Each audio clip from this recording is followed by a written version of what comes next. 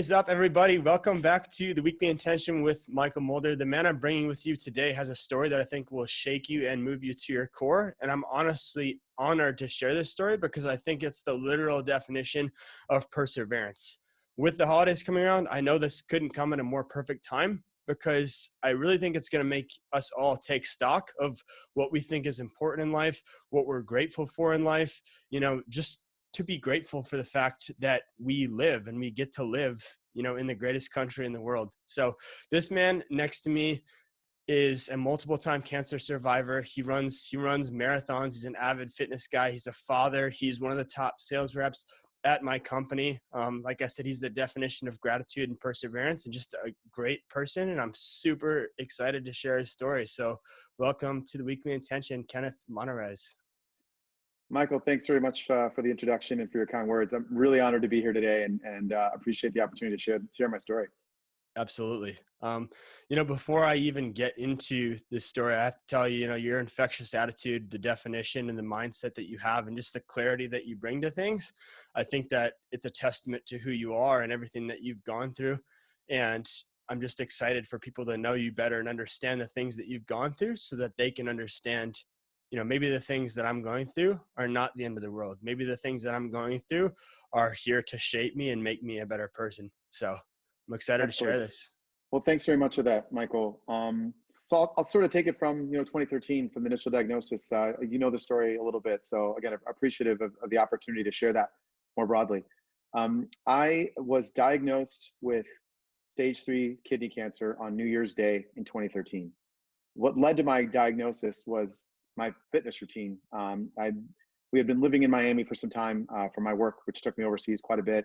And we're actually getting prepared to do a stint overseas.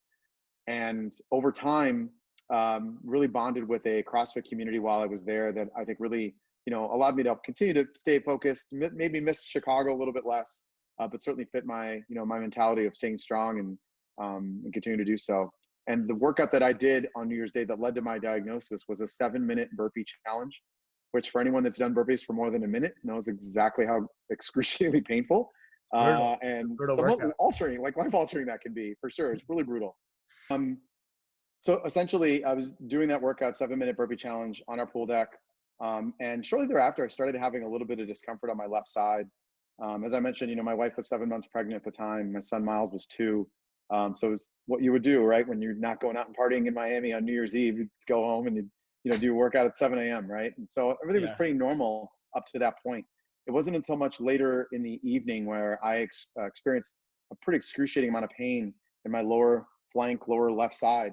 I didn't think it was anything major. I should mention that during the course of the day, there was a little bit of blood in my urine, which actually led me to kind of have some pause and figure out this was probably not something that was normal.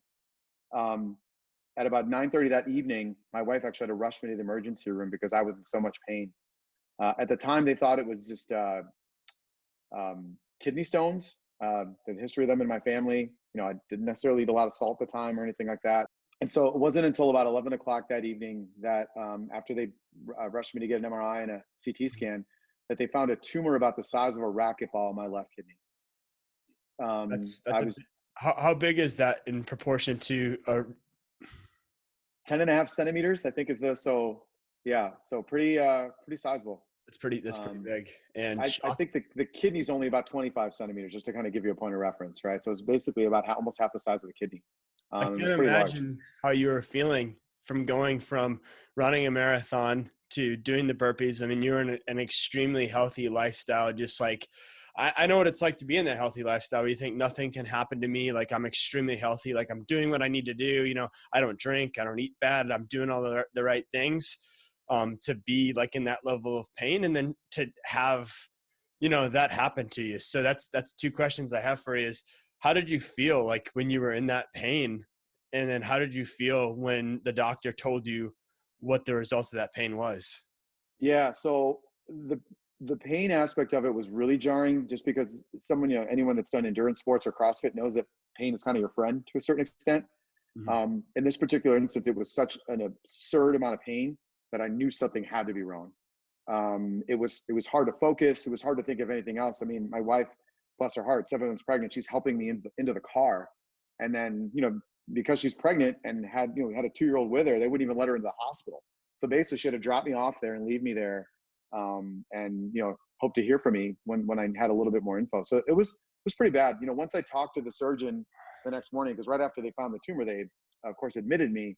The pain had subsided by that point. They'd given me something, but there was certainly, in my mind, this sort of shock, this disbelief. And I'll say a little bit of anger, right? Because I felt like I was doing all the right things, to your point, eating well, taking care of myself, and doing all the things that I believe are, leading to living a healthy lifestyle. Why is this happening to me, of all people? Yeah. The interestingly, the why question never came into fold. More so was just kind of a checklist for myself, right? Didn't eat meat, check. Not drinking, check. Don't smoke, don't eat sugar, like all those different things. It was just kind of like, well, that doesn't make sense, right? You've got to be able to put this in a book somewhere and say, scientifically, this person is more predisposed.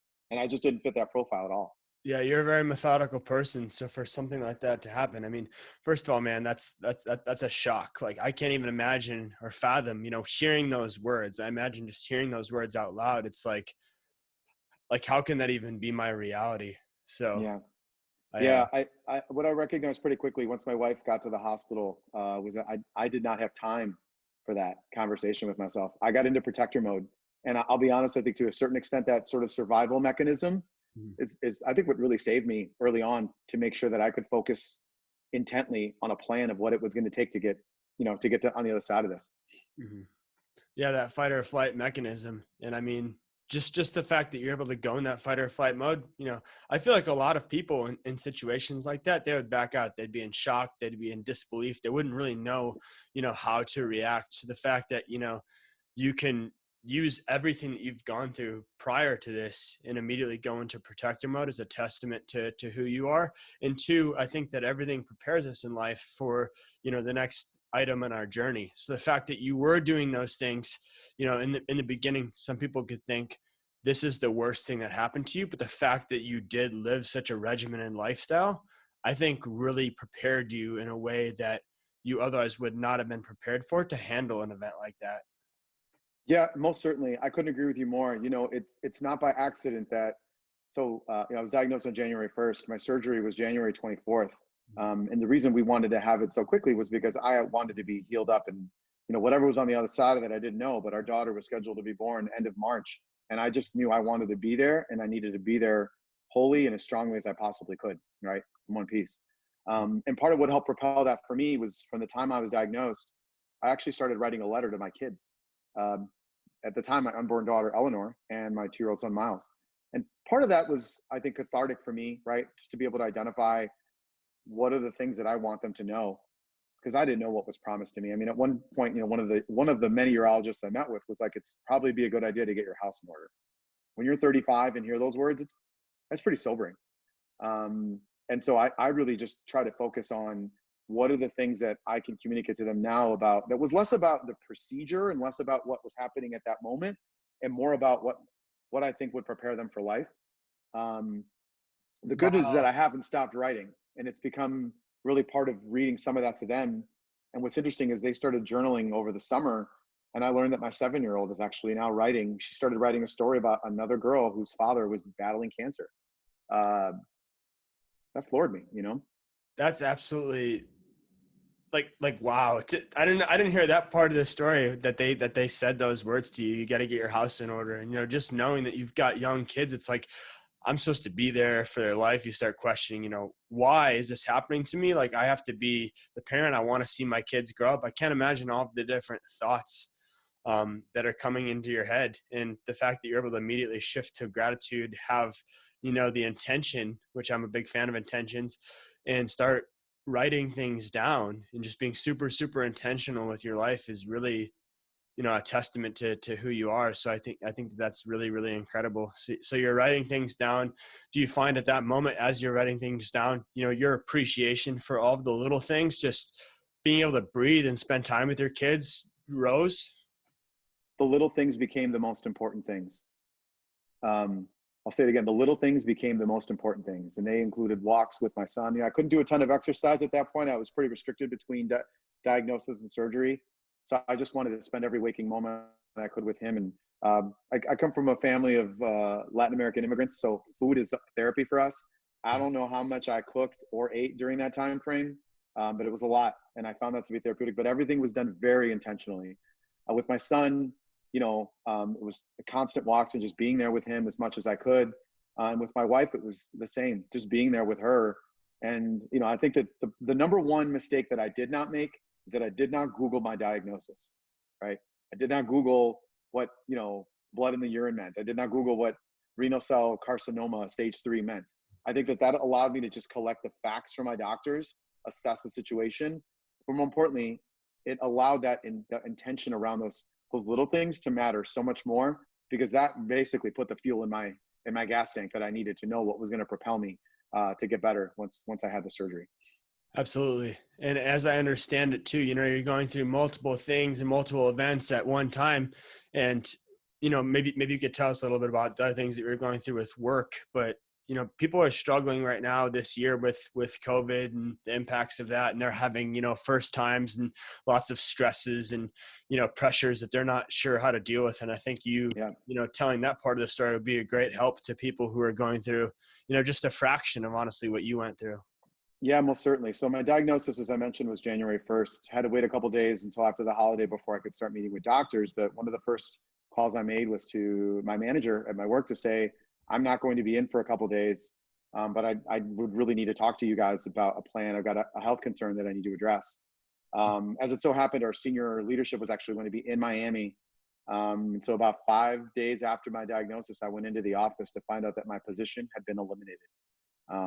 I initially was supposed to be moving to Brazil, and they were in fact going to fulfill that role, but it was no longer available to me in Miami. That one hit. To some extent, it almost hit harder than the diagnosis, because it became literally a question of survival, not just for me, but what was I going to do for my family? My wife was getting ready to take maternity leave, got a young child and a young, baby on the way. It floors you. But there was something very liberating about that experience, Mm-hmm.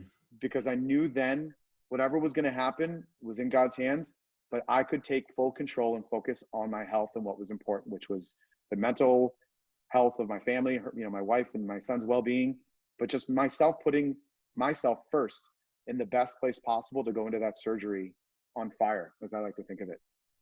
And so, No, I was just going to say that's incredible, because, something that a lot of people will do when they're going through hardship, so they've got a big issue or something that they're dealing with, is they'll focus on that problem. Well, when you focus on that problem and you get so close to that problem, pretty soon your whole world just becomes that one issue. But the fact that you were able to pull yourself away from those issues, focus on the things that matter, and say, I'm going to focus on what I can control, and really get back in a state of gratitude, be intentional with the things that are important. That's an incredible life lesson that I think everybody should learn. yeah, Honestly.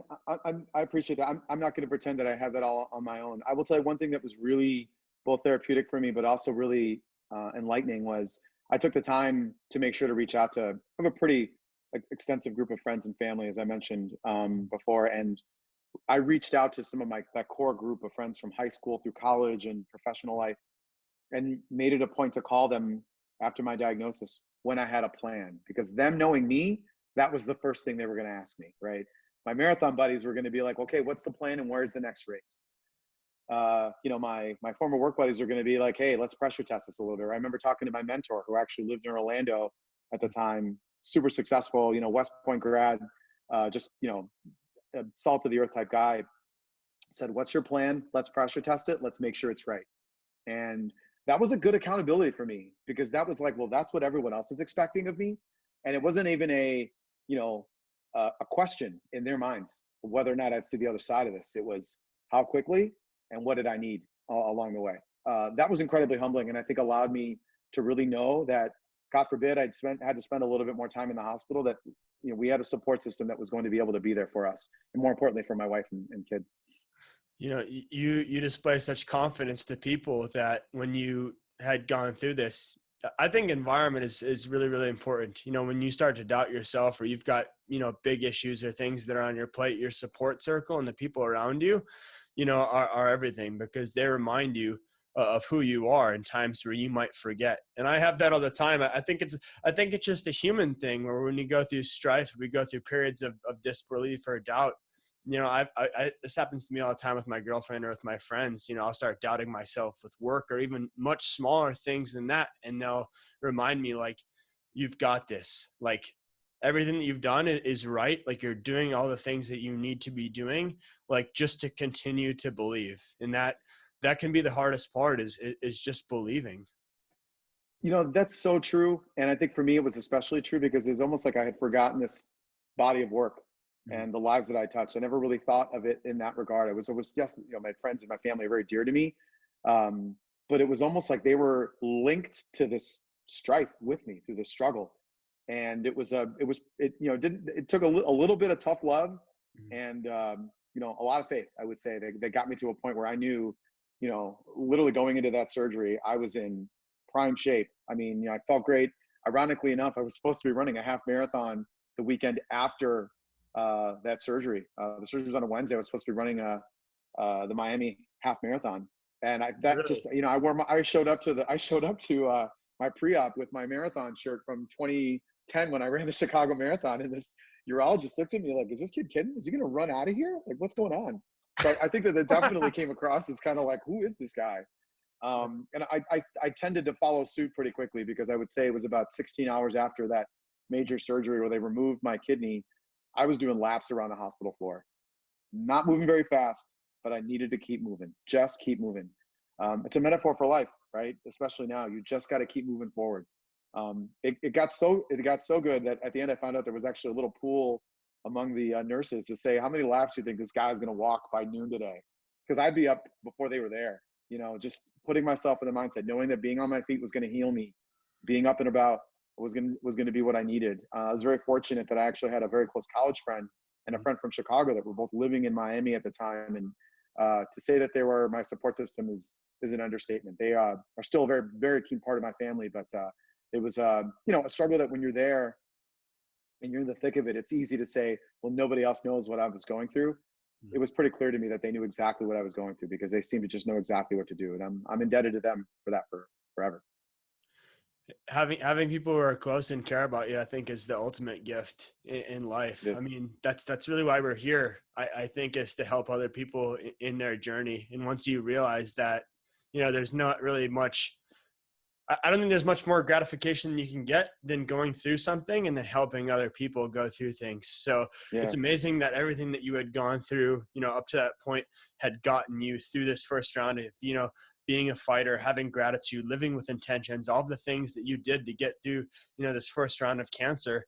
And then you know, we get to a point where your dad enters this situation, and you've got a Yeah. crazy story about your dad where now you're able to spot this and almost give back immediately after. So I'd love to hear about this part of it.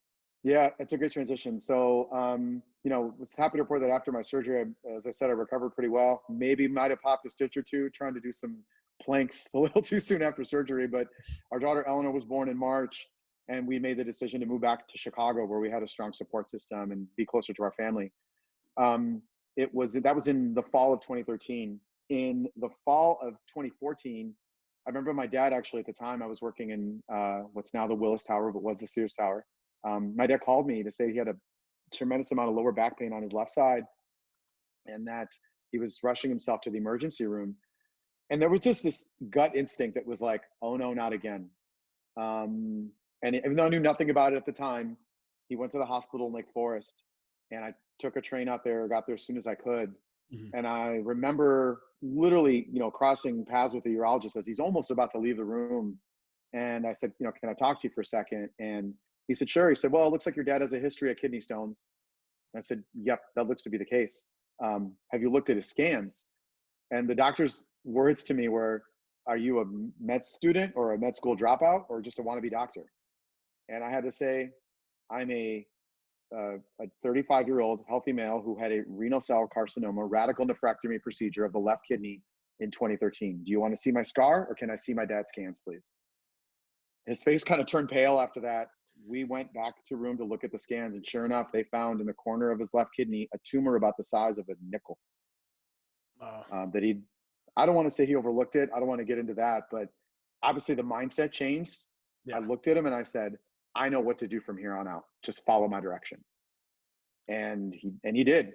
And shortly after that, I arranged a conference call between my dad and myself, this urologist, his primary, and the surgeon that would actually be performing the procedure for him.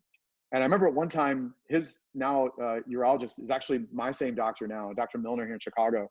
Um, his approach to me was so different. It was one of grace, but it was one of empathy. Where I think as we got to talk, he said, "Tell me about your story." And I was like, "We're here to talk about my dad." He said, "No, it's important for me to understand that." And I shared with him what we went through, and he said, "I can understand why you need to be here for your dad. We'll let you run this show. You let me do the hard part, right?" And I said, "Okay."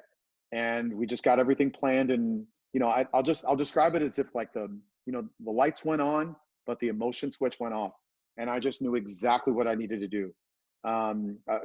Thankfully, it was so early on that my dad was able to have a very minor procedure. He spent one night in the hospital. He is cancer free. He's retired. He's doing great. To say that it brought us closer together is an understatement. We're pretty close anyway. My dad, to me, will always be the greatest man I've ever met, will ever know. And I tell my son that on a constant basis. It was the first time in my life where my dad looked me in the eye and said, "I can't do this. I need you." It was humbling, but I knew then what that purpose was. I knew exactly why I went through what I went through. And I'll be honest, I had a tremendous amount of gratitude in my heart for that at that moment. I was going to ask you, does it ever occur to you that the fact that you went through what you went through might have been the reason? I mean, it was the reason that you found out that, but do you ever like think that you potentially saved your dad's life? Like your dad is still here because of that moment. Do you ever think about that? Not a lot. I hadn't in a while, as you can tell by my facial reaction. Sorry, I But didn't mean to shock you there, no, but that's okay. Not at all. It's a good reminder, right? I will tell you that I don't know of anyone else that lives more intentionally than my dad. Period. Mhm. I certainly gained that from him.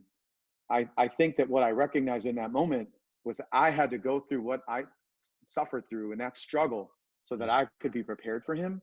And there's a tremendous amount of comfort in that, because there's a guy that's, you know, dedicated his life to raising his family and did so in every best way. I think, I definitely did not lack tough love. I didn't lack, support or anything that we needed. Growing up, yeah. What we did lack in our house was doubt. There was never any doubt about what we were intended to do. And I think that sort of was that manifestation of all that work and time and effort that my dad did at building a family, a strong family. He didn't do it so that I'd have to suffer, right? He did it contrary to that. But in that moment, when I was dealing with what I went through, again, I felt prepared because of the life skills that he and my mom had instilled in me. But when he was diagnosed, I certainly remember looking up a couple of times and being like, "Thank you, God, that I went through what I did, because I knew exactly what to do." This is such an incredible story when you think about the beginning of it, and you being raised and you being who you are, then you going through that, then you spotting that and being there for your dad. It's such a cyclical thing. And I just heard this on a different podcast that people question why things happen to them, or like they think about like the why behind stuff that has already happened. And the way that I heard it explained to me is it happened so it couldn't have happened any other way.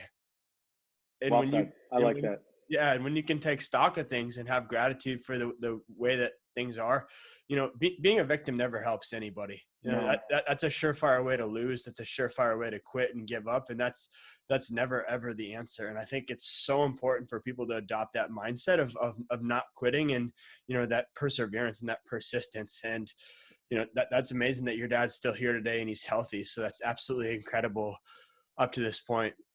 Honestly. Yeah, it was definitely a relief. I mean, his surgery was the week before Thanksgiving. He was home in time to have some turkey and some ham, and I mean, I think that was easily one of the most memorable holidays we've ever had. To be on the other side of that, I will tell you that I talked about the emotion switch going off. It turned on pretty quickly after I knew he was going to be okay, and I think that was okay. It was probably the first time since even my diagnosis that I had shown any kind of emotion, and for me, it was gratifying to be there for my dad, but it was also a sense of relief.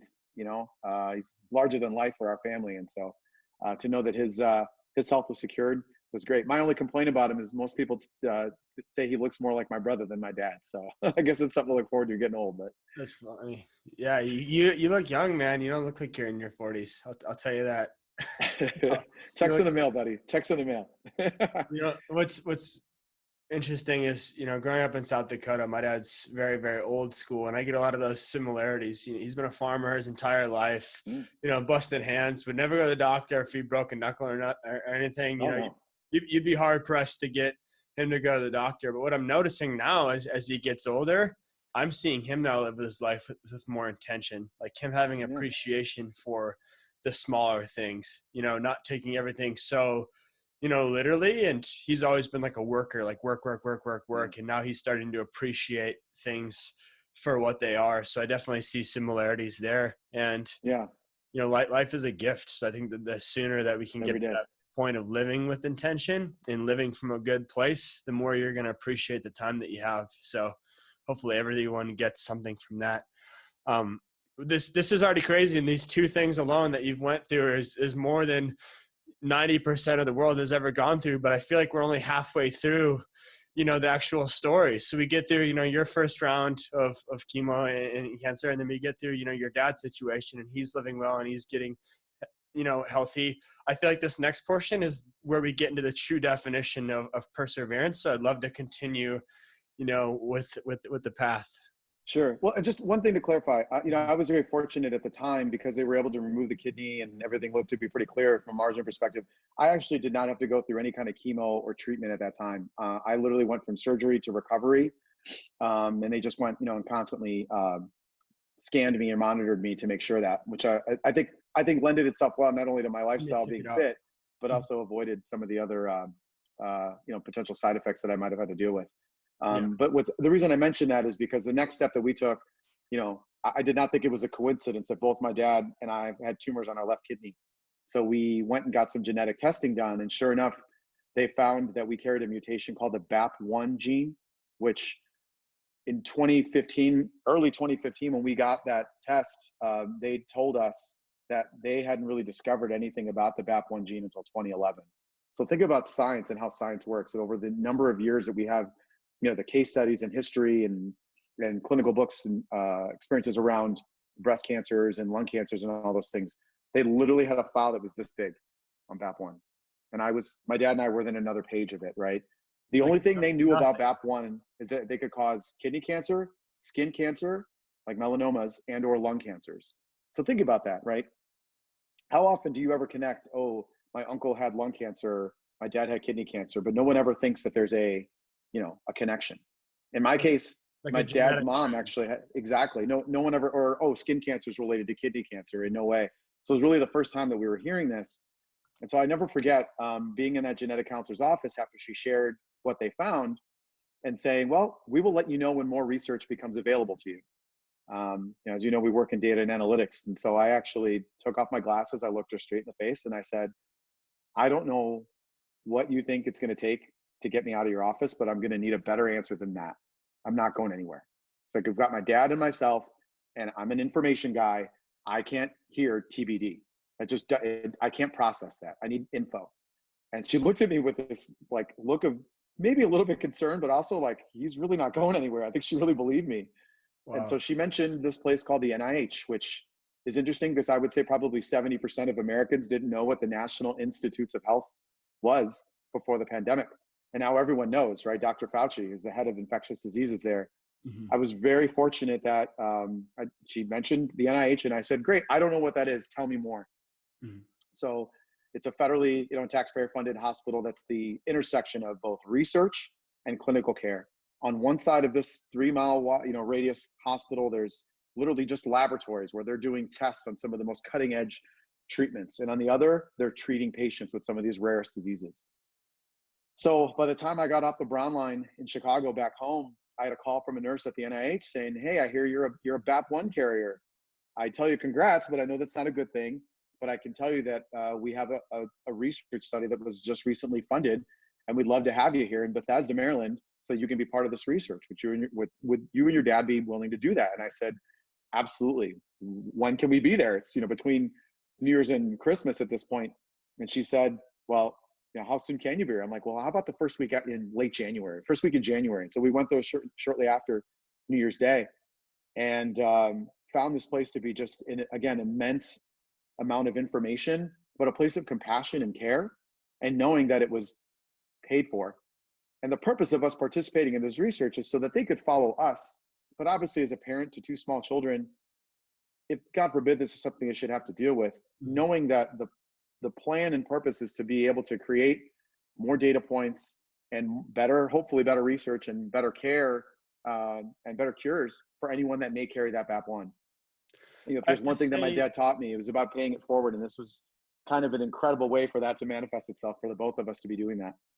I was just going to say the same thing that you were saying, that your willingness to do whatever it takes in those situations is absolutely incredible, man. Like, for you to go and figure that out, you weren't leaving, the doctor's office till you had answers. Somebody from the NIH, called you and you're like, I can be out in Maryland.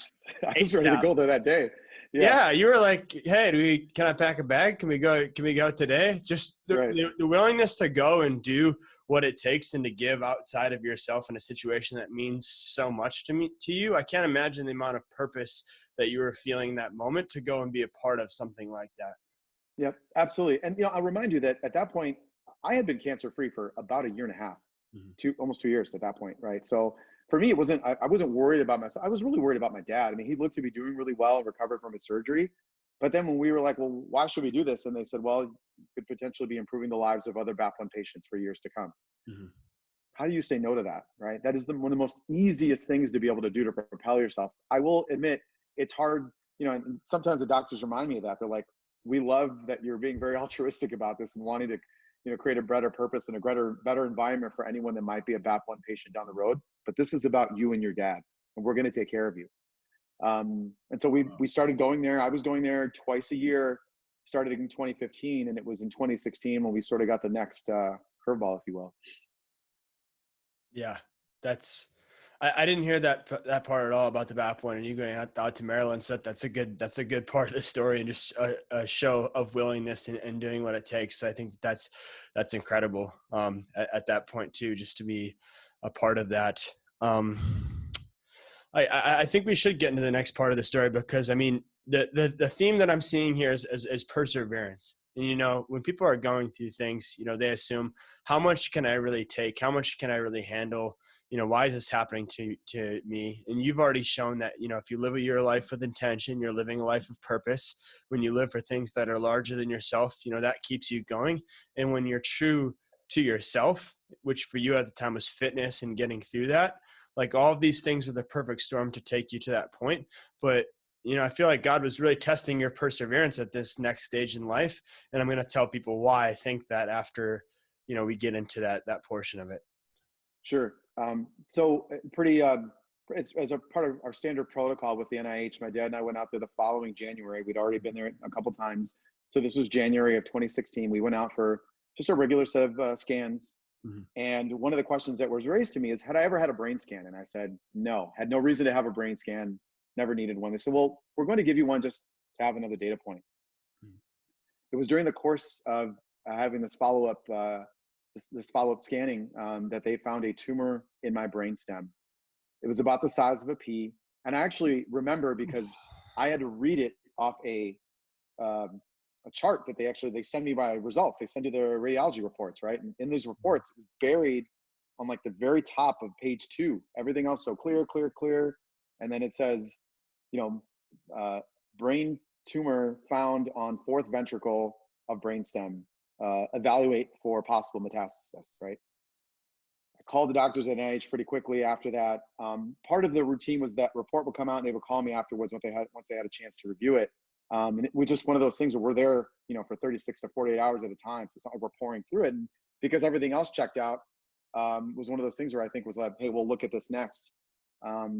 So I called the head of urology at the NIH, who almost instantaneously got a neurosurgeon on the phone to talk to me.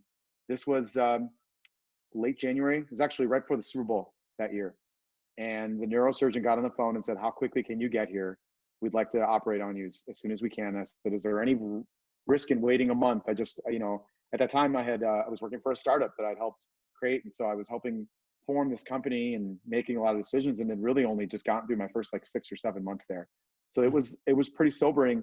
And to think we're going there again, I got to tell you, the brain tumor was probably in a lot of ways mentally the hardest thing for me to deal with, because I almost felt like once it's in your brain, it's like, what do you do? Right. I was going to ask you, when you had discovered that you had already prepared, from fight or flight before, was it any different in terms of thoughts of the, from when you had the kidney thing to when that happened to your dad? Was the train of thought or the mindset shaken at all? Did you find yourself, doubting yourself more and having to overcome something larger within yourself when you had discovered that? Yes. To be totally honest with you, yes. I think I went through a period of despair where I just said, it's in my brain stem. What do I do now? And knowing the risks involved, I could die on the operating table. I could have a stroke. If it's cancer, where else is it? Right. And that they didn't find it anywhere else in any of my scans. But the concern was that if in fact it was cancer and it was in my brain, that it was going to be a problem. To that point, the doctors had not made any correlation between BAP1 patients and brain tumors. That being said, they didn't have a lot of patients. There were only 20 of us in the study at the time, right? So it was there was so limited information out there. So I really poured myself into my fitness. I think I went on what I call therapy runs every single day in the lead up to the surgery, which was at that point scheduled for March 29th. One of the things that I've actually found to be a coping mechanism that I would not encourage or promote to anyone else to do as a PSA, but the Chicago Marathon that I had not run since we had moved back to Chicago, had registration that opened. I signed up for that marathon in 2016, 2 days before my surgery, my brain surgery. My wife wanted to kill me, but for me, it was that purpose. I knew that if I had a finish line and I could propel myself to that I knew that whatever rehab or whatever I was going to have to go through treatment wise could not take that away from me. And if I could stay maniacally focused on that finish line, I knew I'd get through it. And I actually remember being on the train platform on my way to work early in the morning, listening to Mos Def. The whole hip hop just kind of gets me in the right vibe in the morning. And I remember listening to Mos Def, and this track came on, and there was this feeling of this train goes by, it's cold out. There was this feeling of serene calm in that chaos that I can't really fully describe, other than to say I knew at that point, probably 2 or 3 weeks before the surgery, that everything was going to be okay. I had no proof. I had no scientific evidence that it was going to be okay. I had no guarantees from the doctors, but there was just something in me that knew that all of this that I had prepared for before had prepared me for this next struggle. I want everyone to understand this because this is absolutely insane. This is 2 times now you're going through this personally in different parts of your body. You're signing up for a marathon. Like, most people are not thinking like, let's go run 26 miles. Like, I'm dealing with brain cancer of all things. So the fact that your mind like instantly goes to that, it's just like, dude, you're a true fighter. Honestly, like, that's just the core of who you are. Like, you're a fighter. Like, that's what you're designed to do. And I think that people, they need to, what they can take from this is you need to put yourself in hard situations before things actually get hard. Because if you do not put yourself into hard situations, and you're not like, I'm all about fitness, dude. I work out 6 days a week. I'm always working out. That's a big core of who I am. It's where I derive my confidence. It's where I get, I think my sales ability from. I think that comes from everything. So people should do something that's hard before they need to do something that's hard. That'd be my take on that. That's really well said. I will say the evolution and the progression, if you will, from kidney surgery to upcoming brain surgery at that time, it was the first time that I actually recognized the beauty that was in my struggle.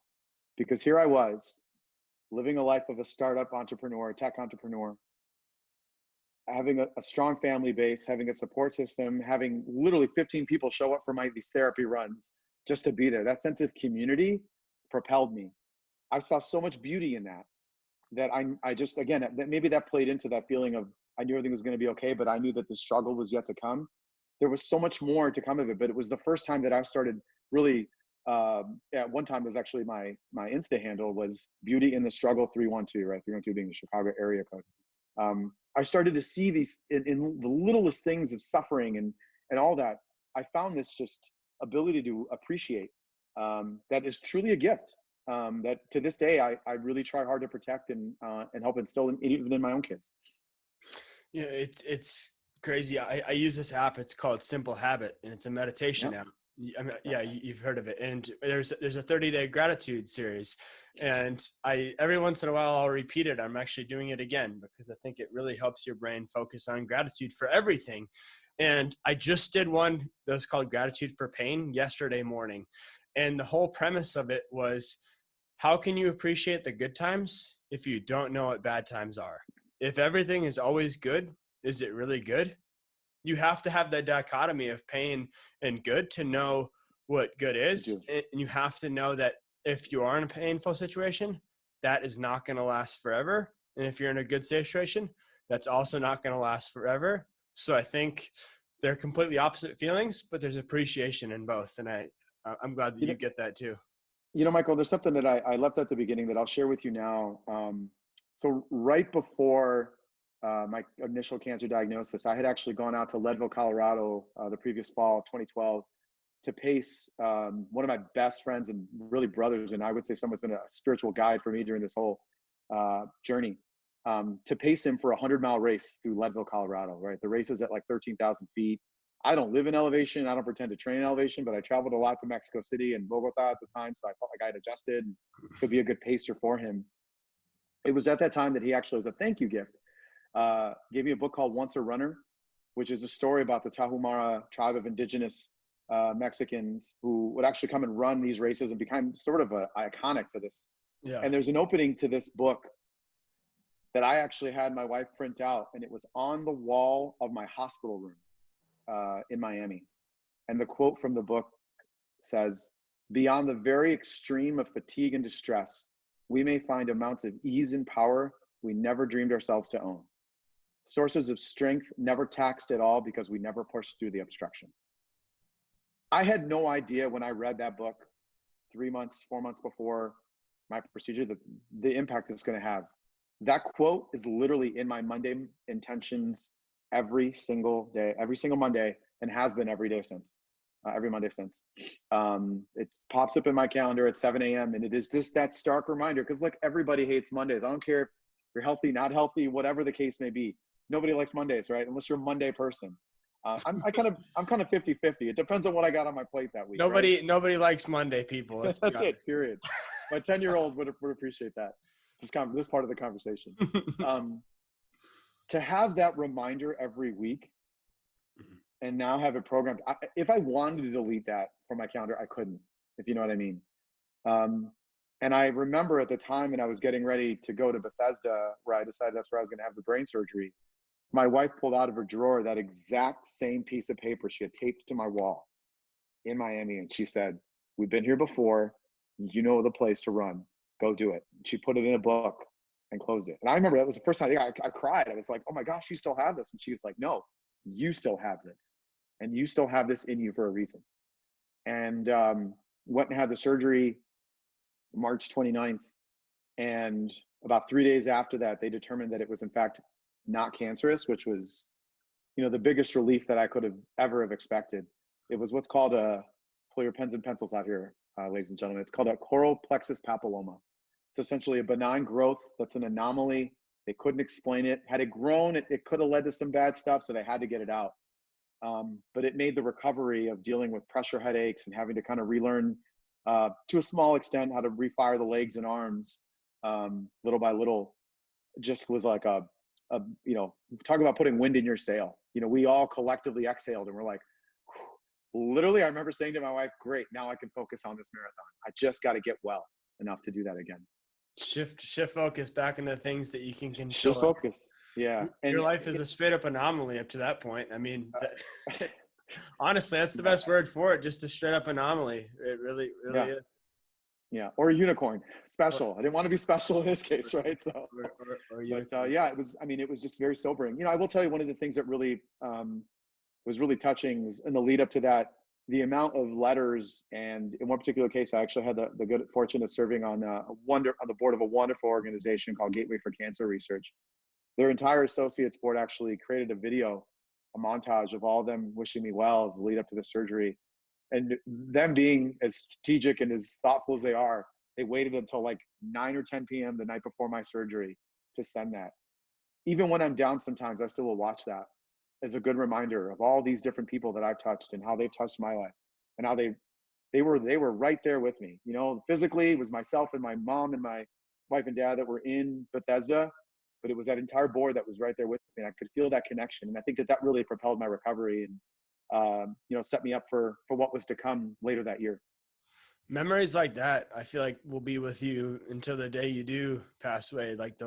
those memories will be with you forever, which is it's just a testament to everything you've done up to this point, in the way that you've carried yourself and the way that you live your life. I'm a big person, or a big believer, I should say, on energy. The energy that you put out is the energy you get back in. And when you're operating at a certain vibration and you know, exude confidence. I had a great story. I interviewed a CEO last week, and he talked about, you know, the fact that even before he was a CEO, you know, the fact that he exuded confidence and he didn't know like what the plan was, but he knew that he wanted to have a plan that gave other people confidence in him. And I think that's very translatable to you in the fact that, you know, you didn't necessarily know what to do, but you knew that you had your fitness, you knew that you had people that cared about you, and you knew you needed to move forward.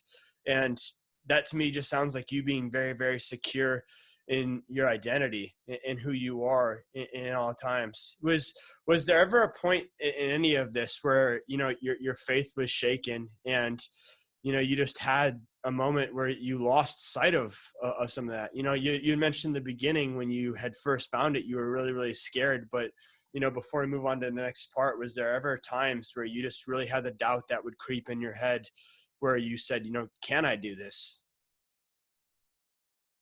No, I got to be honest with you. No, the brain surgery was the first time I felt that way, but not during the kidney surgery. To be totally honest, my faith is really the foundation of why I really believe I'm still here. I mean, family and friends and fitness has been a big catalyst and a big sort of part of that intrinsic energy. I love the way you used that earlier. But I knew in my heart of hearts that I was supposed to be here for a reason. Mm-hmm. And sometimes, even if it was just in writing a note to my kids, it came out. I'll tell you one particular story where I knew I was going to be here and supposed to be here. And my son is always nudging me about this to keep writing, because now this letter is sort of turned into a book that I hope to be able to write and publish someday. But there's a chapter in this story um, that's called "Don't Ever Put Me Down." And the reason I titled it that was because it was about 6 or 7 weeks after my surgery. I obviously couldn't lift anything over than a milk jug. Anyone that's ever had any kind of abdomen or hernia surgery can relate, right? They tell you, don't pick anything heavier than a milk jug. So for 6 or 7 weeks here I was walking around with this little kid, just holding by the hand. And finally one day we're at the mall 6 or 7 weeks after my surgery, and Miles looks up at me. He's like, "Daddy, pick me up. Daddy, pick me up." And my wife looked at me and I was like, you know what? I feel pretty good. I think I'm ready to pick him up. He was 2.5. Oh my goodness. And he looked me straight in the eyes and said, "Daddy, don't ever put me down." You know? And I felt like there was nothing in my life that I could do before that or after that was going to change what I was supposed to be doing. You know, and I turned that into not putting him down, but also never letting him down. And that propelled me, man. I think I said that earlier, the smallest things became the most important things. That moment will stay with me for the rest of my life. Oh my Sorry. goodness. Yeah. Oh, dude, that's a lot. That's a lot to Yeah. take in. It I don't propels have you. Yeah. kids. Yeah. I don't have kids, but I don't even know how I had the foresight to say something like that. Like that's He's just an old soul. Yeah. You talk about purpose. That was God revealing himself to me in that moment. I knew it then. I'll be honest. I knew then I was going to be okay. And, you know, here I am, stubborn as ever. So my dad likes to say, "You are stubborn and dumb like a bull sometimes." But, you every know, the step of stubbornness the gets me in way a good you've way. had such a moment from the beginning to even Yeah. until now. You've had like these defining moments in your story where it's like you knew at that moment that things were going to be fine, Yeah. and like the path reveals itself to you because you're seeking it. What And because I'm present, right? That's the other key part of it. You can have all those different moments, but if you're not present, or you got your face buried in your phone or buried in your why me, you're going to miss it. And it happens to us. It still happens to me today. I don't, you know, I'd love to say that I live every single moment presently. It's a cliche. Nobody really does that. I try, and I'm reminded of it every day because of my journey. But I think that that's something that, you know, perseverance and passion certainly leads to it. But that other P of being present is so important, because you will miss those little signs. You know, I can't tell you the number of times after that my daughter or my son would say, "Pick me up." But every time I have this response, And it's a very positive one when I hear that, because I'm reminded of that moment. And like I said, I felt like in those moments, I learned more about myself and that purpose than any other struggle or any surgery or any cancer diagnosis could have possibly given me.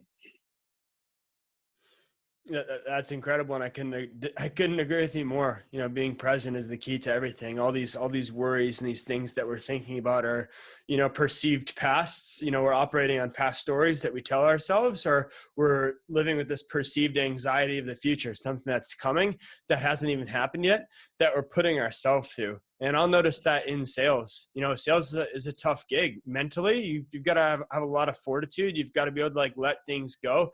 Things often don't go the way that you want them to, no matter what you do.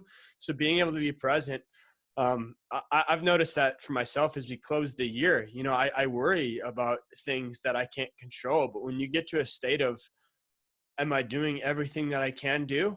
Am I doing all the steps that I can? Am I working as hard as I can? Am I doing everything that I possibly can do? And taking comfort in the fact that you are doing everything that you need to do, and then just putting that in God's hands at that point. There's such a feeling of relief when you do that. Yeah. And that is purpose fulfilled right there. Right. I always say, we don't have to pretend to know it all, but it's actually easy to give it our all. Right. Day in and day out. When we're in the trenches, sometimes you don't want to send that extra email, or you don't want to, go to that next meeting or whatever. I believe that all those little things are part of that, the theory of incremental gains, which I'm a big believer in. And as I get to the other part of the story, if time allows, that doesn't go away, right? It's actually pretty linear in that regard. There's going to be things that happen, and being able to compartmentalize the trauma or the emotion for a minute, to be able to just stop and say, let me be present. And being present can be a lot of different things for people, for everyone. But I think the importance of it is just, getting in the mindset of focusing on what's in front of you, not what you can't control, but what's right in front of you. I couldn't agree more. And I do want to get to this point, because guys, if you think that this couldn't get any more intense yet, you're sadly mistaken. That was 4 years ago, man. We are Yeah. a couple of the more gut punches from there. But, yeah. I do want to get in the part of the story when we start to talk about, your period with lung cancer and everything that had happened there, because I think that's going to transition nicely into, how you give back, and the person that we see today, so we can tie a bow on it, so that everybody can just be like, wow, this is a manifesto of a life right here. Yeah. Thanks, Michael. So surgery, recovery from brain surgery was tough. But again, strong support system, strong group of crazy marathon runners that are like, well, you're used to running with pain. This should be nothing new for you. It was humbling to be able to come home and only be able to walk, and, not be able to do the things I was used to, dealing with pressure headaches. I had made a very deliberate decision to not take any kind of medication for the pain beyond Tylenol and ice packs on my forehead. And that did the trick for me. The rest was just giving my body time to heal. And in the process of that healing, I started preparing, because I had that marathon to run in October, mind you, right? So this was, about 6 months removed from that period. It was about 6 weeks before the marathon that I went back to Bethesda for my follow-ups. My follow-up brain scan, which came out clear, and I happily bought that neurosurgeon a beer afterwards, which is not something that, you get to do every day. Obviously, tremendous amount of gratitude to him. It was during the course of these follow-ups that they in fact found a tumor in my right lung, that they believed, because it was in that same sort of area or region that they were monitoring, that was probably more likely tied to the kidney cancer diagnosis that I had 3 years prior. And so while I was there, the doctors actually said, we'd like to operate on you. How does that, like September, October? And I said, can I run the marathon? And they're like, well, we don't know. Can you? And I said, hell yeah, I'm running the marathon. You're going to have to wait. I'm doing this first. I'm doing this. You don't understand. Third time around, Yeah. In my kidneys, in my brain, in my lung, nothing is going to take me down. And mind you, this is the same group of doctors that knew that I had signed up for this marathon, but thought it was a joke, because I told them that, in my pre-op. And they looked at my wife, they're like, did he really sign up for this? And she's like, yeah, he did. So they all knew. They had context, and they knew exactly what they were dealing with, or who they were dealing with. And so they were like, I remember the thoracic surgeon was like, I'm not getting in this guy's way. I need him whole, and I need him fit. So if he needs to go run this marathon, then you let him go run that damn race. Do what you need to do. And so I did go run that race, and it was I had a great marathon. I actually had my great running buddy who I mentioned earlier, Arlie, who I helped run that 100-mile race along in Leadville, actually ran that marathon with me. And it was one of the most gratifying experiences. That pain and suffering that I dealt with in that race, I'm pretty sure I was suffering, but smiling the entire last 6 miles, which was pretty special. And I felt like that I needed to channel that, and I needed to harness that going into that surgery to propel me. The only trick around the surgery was that they had to move it so that I could watch game 3 of the World Series from my hospital bed. As a diehard Cubs fan, had to throw one more monkey wrench in this, right? Cubs are in the World Series, and I have to go have lung surgery. And then the Cubs won the World Series. And then that series too. If that isn't foreshadowing after 100 years of whatever it might have been that happening at the same time. Let me tell you, I think I had more pain and anxiety from watching that World Series because I wasn't sleeping very much. Obviously, I wasn't drinking or anything either like that. But I was like, I don't feel well. I think I'm in pain. And I called a nurse, and the nurse was like, "What are you doing?" I'm like, "I'm watching the World Series." She's like, "I think you need to turn the TV off." Thankfully that procedure went really well. The unfortunate thing was what they did find was that the pathology was what they call poorly differentiated, which basically means it was a very aggressive form of the same cancer that they found in my kidney, and it was likely going to come back. And they knew that shortly after that procedure in 2016. So fast forward a little bit to kind of cut to the chase here. In 2017, they started to see a couple more growths pop up in the right lung. I was asymptomatic. I felt really good. I wasn't on any kind of treatment because, again, what they knew was that chemo and radiation were not going to work, especially for BAP1 patients. So I continued to be monitored. As long as the tumor stayed small, they were going to hold off on surgery. So I kept going to Bethesda every 3 months, and then obviously consulting with my doctors here locally in Chicago. And they all agreed that surgery would likely be the best option, but it was when, not if, but when. So it was in 2018 when I came back in July, and we actually made it a family trip since my dad was on his annual trip to go out there.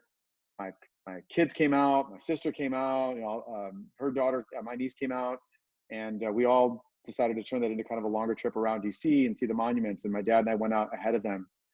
And it was during that evaluation, and that's the beauty of the NIH. Literally had like 7 scans, north of Sunday in one day, and literally get your results 12 hours later. It's the best. I always say it's the best use of our tax dollars anywhere. It was during the course of these follow-ups that they actually had found 4 really aggressively growing tumors and 1 lymph node that was in the middle of the lung, which they were afraid was then going to lead into the lymphatic channels and transfer over to my left lung. And so that was the conversation that was like, okay, we need to do something, and we need to do something now. No surprise to you that in 2018, I had also signed up for a marathon, and they had said to me, well, we'd like to operate on you as soon as possible, but we understand you probably have something on your calendar in October. And I said, yep, I have the marathon. And the thoracic surgeon put his hand on my shoulder, and he said, go make this one count, because it's likely your last one. And I remember I looked him straight in the eye, and I said, so says you. Deadpan. I just said, so says you. I literally felt him shake. Like his hand was on my shoulder, and he's like, he just moved. He was like, I don't know what to say to you. So I went and ran that marathon, and I had a great friend, one of my great running buddies, Eric, who actually is a sub 3-hour marathoner, who paced me so that I could run a PR, knowing that it might be my last. I wanted to go out on top. I need to run my best one ever. Probably the only time in my life, in his life, that he's ever cursed, because he's such an even keel guy.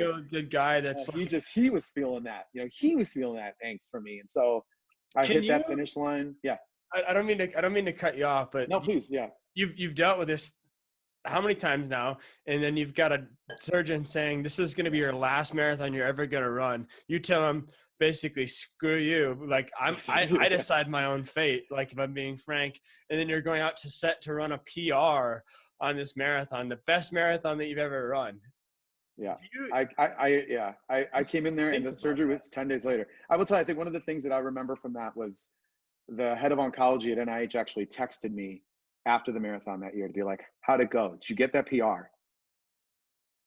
And I was like, yeah, I did. And he goes, great. We'll see you in 10 days. And that was it. And that was just like, wow, like they're vested in me at this point. We, as typical tradition, post Chicago Marathon, we had a big gathering of friends at our house, and it was just it was a love fest. It was pretty emotional for a lot of people. I knew going in that there was a very high likelihood that they were going to remove most of my lower right lung, probably the middle of my lung, but that there was also, depending on what they found when they got in there, a possibility of them removing the entire lung altogether.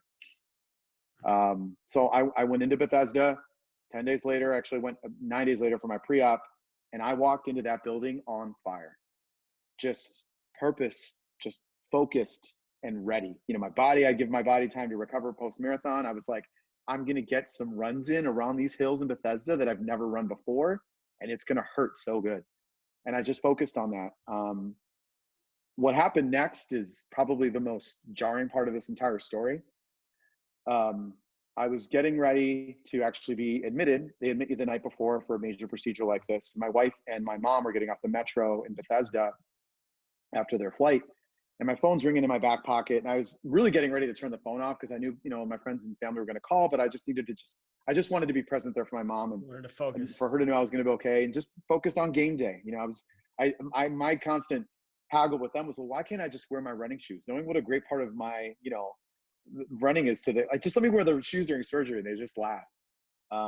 So it was Dr. Ram, the head of oncology at NIH, who was actually calling me, and he was like out of breath. And I was like, Doc, are you okay? And he's like, I just saw you leave the clinic. Where are you?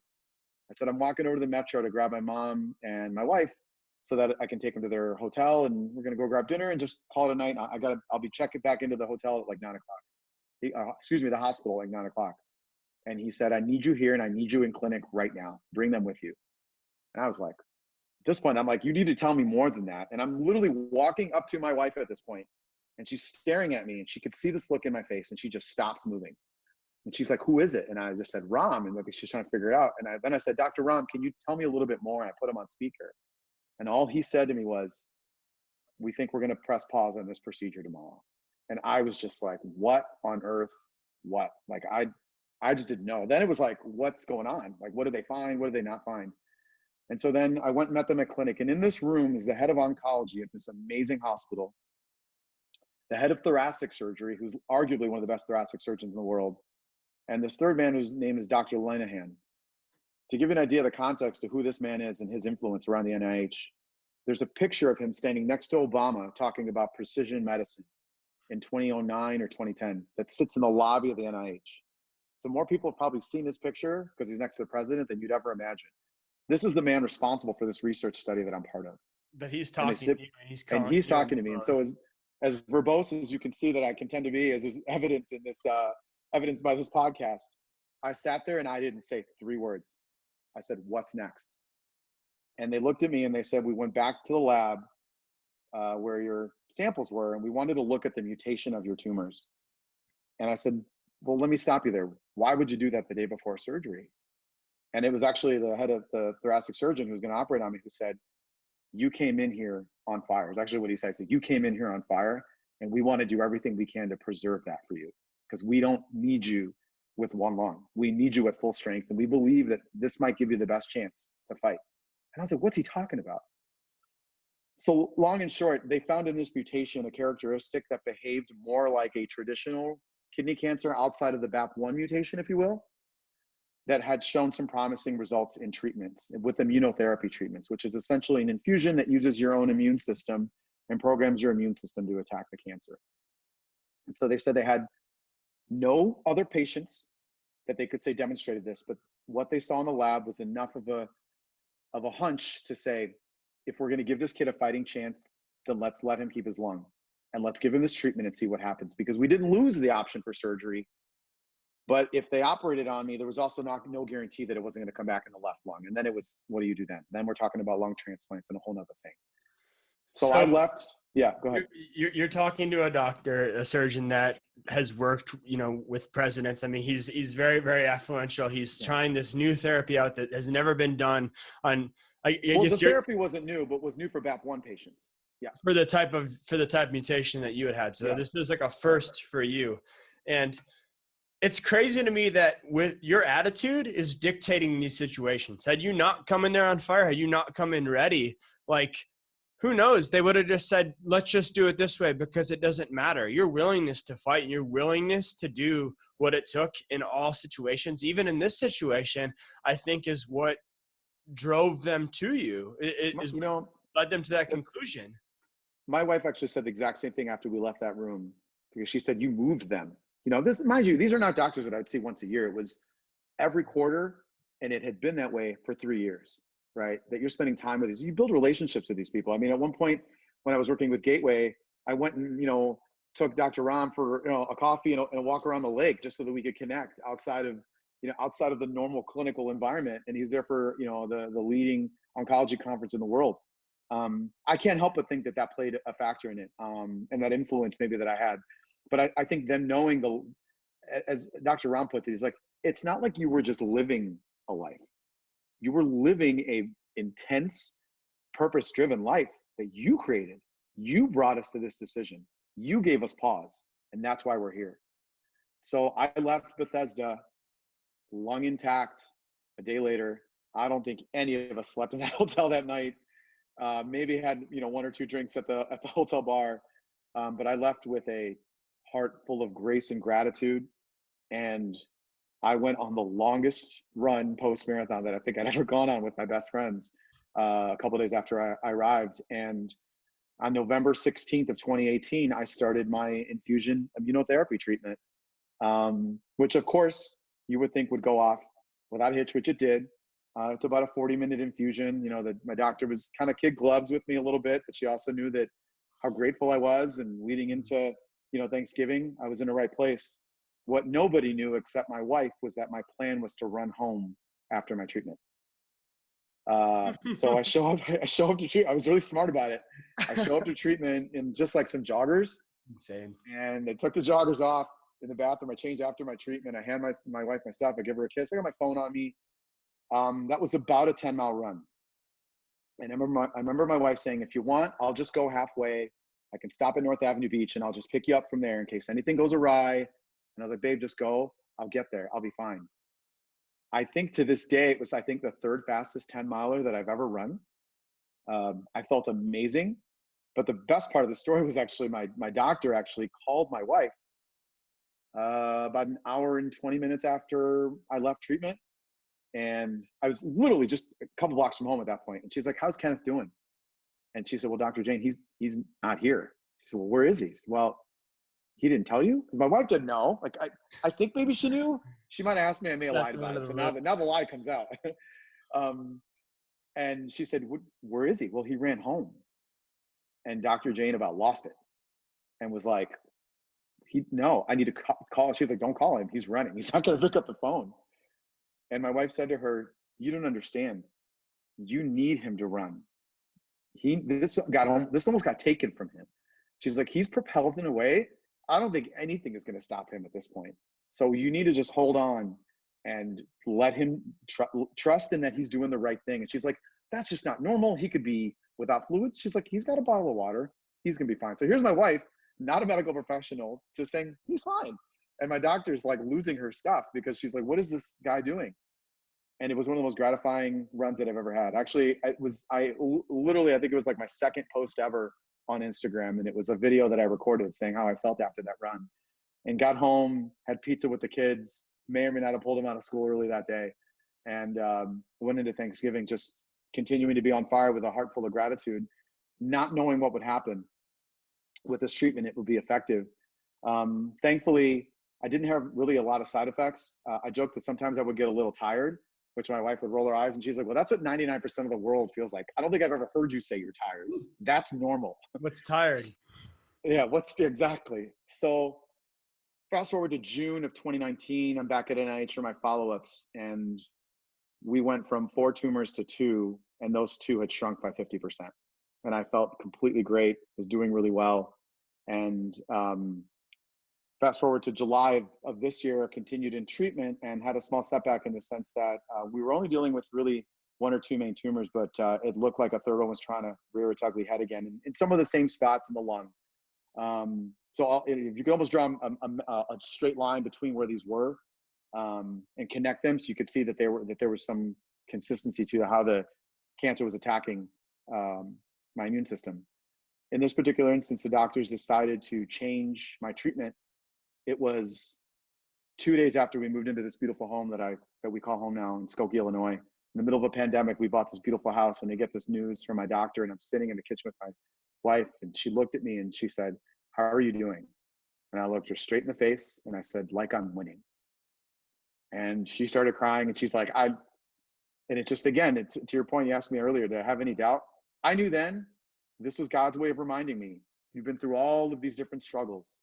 Now you're in this beautiful home in the middle of this pandemic. You have this great job where you're excelling. You love what you do. You're living with a purpose. How bad do you want it?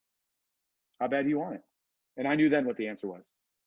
So they tweaked my treatment, and I spent the better part of August and September trying to peel myself off the floor, trying to keep food down, not being able to run normally.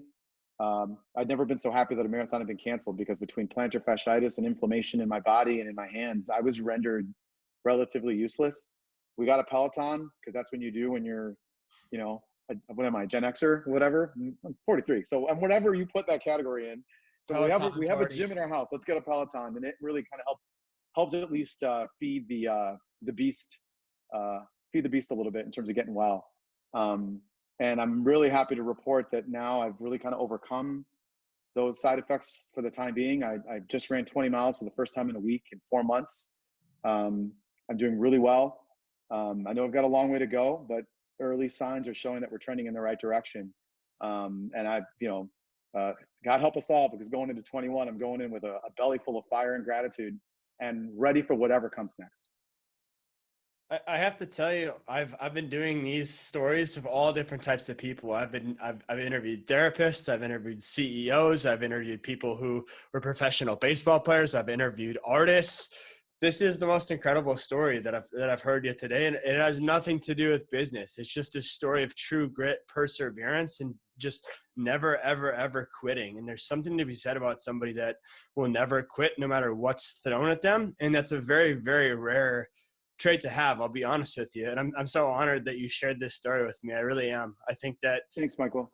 going into this year, people think that they've got it hard, and I'm no stranger to that. Sometimes I think I have it hard, and we have to be reminded, like, what really is hard. Hard is a frame of mind, and if you can get through what you're getting through and be the person that you are, who lives with intention, who lives with purpose, who lives with focus, who lives with gratitude, dude, you're just an incredible person. I'll just leave it with that. And I Listen, appreciate man, I you. appreciate that. Thank you very much. I think the last thing that I'll say is a reminder to everyone about whatever struggle that you're going through. Remember that you get to fight. You get to pay your bills. You get to get on that bike and work out. You get to have that tough conversation with your manager or direct report. You get to put it all on the line every day, or you can choose not to. But not everyone has that option.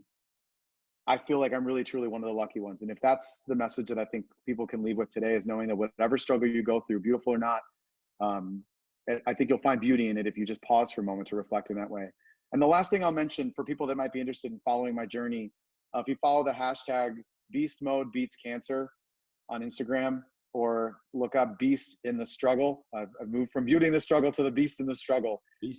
Happy to make more friends and share that story for anyone that it might be helpful for. I feel entirely grateful to be able to share this story. Michael, I appreciate you letting me use your platform to do that. Absolutely, my friend. You took the words out of my mouth. I was going to ask you what your intention was. We already talked about that. You said it beautifully. I think there's nothing better to say than that, and that's where people can find you. So, yeah, I appreciate you being on. Everybody, like usual, I'm doing these regularly with people just like Kenneth, who've gone through massive amounts of struggle, that can share with you, how they got through them, what they were feeling in the moment, and how they feel now. And I think that the most gratifying part is seeing how people, I guess, how these experiences shape you. They can make you or they can break you. And seeing people who come out on the other side lets me know and gives me hope every single day. So thank you so much for sharing that again. If you guys haven't, make sure to like, share, subscribe, share this with people. That's what I do this for. I'm not getting paid to do this. So share this with people so they can get this message of hope. And yeah, man, I'm just really grateful to know you. So thanks again for sharing. Thanks, Michael. I appreciate that, buddy. Happy holidays, man. Look forward to sharing other journeys as they evolve, and obviously helping out anyone I can, either with a short chat or a short run. I'm Absolutely. honored. So thank you, Michael. Appreciate that. Likewise. Yeah, this is Michael with the Weekly Intention. Everybody, take care until next time. See you all.